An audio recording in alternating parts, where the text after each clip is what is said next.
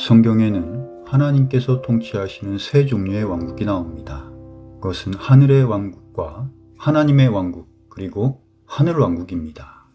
한국교회는 왕국이라는 말에 대한 거부감이 있습니다. 이단 종파에서 주로 사용하는 말이다 보니 그럴 수도 있지만, 사실은 이단들에게 빼앗겨서는 안 되는 매우 성경적이고 아름다운 말이 왕국이라고 할 수 있습니다. 왕국이라는 말에 어색함이 없었으면 좋겠습니다. 대부분 사람들이 천국이라고 말하는 왕국에 대하여 정확하게 알아보도록 하겠습니다. 먼저 하늘의 왕국에 대하여 알아보겠습니다. 하늘의 왕국은 오직 마태복음에만 32번 나오는 말씀입니다. 많은 사람들이 하늘의 왕국을 이 세상과 동떨어진 다른 세상의 왕국으로 생각하지만, 마태복음에서 제시하고 있는 하늘의 왕국은 구약을 통해 예언된 왕이 직접 다스리는 이 땅에서의 실제적인 메시아 왕국입니다. 계시록에 나오는 천년 왕국이 하늘의 왕국을 의미하고 있습니다.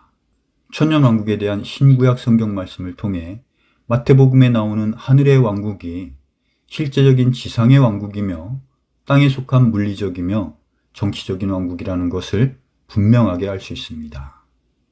이 왕국은 먼저 유대인에게 주어지는데, 그것은 하나님께서 이스라엘을 통해 먼저 신정 통치의 왕국을 계획하셨기 때문입니다.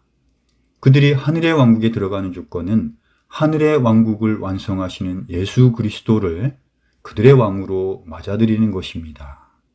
하늘의 왕국은 영적인 왕국이 아니라 실제적인 왕국이며 이 땅에 세워질 눈에 보이는 정치적인 왕국입니다. 두 번째로 하나님의 왕국에 대하여 확인해 보겠습니다. 하늘의 왕국이 눈에 보이며 정치적이고 물리적인 이 땅에 속한 왕국으로 실제적인 왕이 다스리는 왕국이라면, 하나님의 왕국은 눈에 보이지 않고 이 땅에 속하지 않은 왕국으로 하나님께서 왕이 되어 다스리지만 실제적인 몸을 입고 다스리는 왕국이 아닙니다. 하나님의 왕국에 대한 정의는 로마서 14장 17절에 하나님의 왕국은 먹고 마시는 것이 아니라 다만 성령 안에서 의와 화평과 기쁨이라 라고 명시되어 있는 것처럼 영적인 왕국입니다. 이 영적인 왕국은 예수님을 구세주로 믿는 모든 사람들에게 주어지는 왕국이며, 이 왕국에 들어가는 조건은 예수님께서 요한복음 3장 3절 5절에서 말씀하신 대로 오직 거듭나는 방법뿐입니다. 우리가 거듭날 때 지금은 이 세상에 살고 있으나 이 세상에 속한 것이 아니라 하나님의 왕국에 속할 수 있다는 것입니다. 하나님의 왕국은 거듭나는 자들에게 주어지는 영적 왕국이며, 영이신 하나님께서 이 왕국의 왕이십니다. 그러므로 사람은 죄로 말미암아 하나님과 단절된 죽은 영이 다시 태어날 때 이 왕국에 속할 수 있습니다. 구원받은 모든 사람들은 지금 하나님의 왕국에 속한 자들이라고 할 수 있습니다. 마지막으로 하늘왕국에 대한 말씀을 드리겠습니다.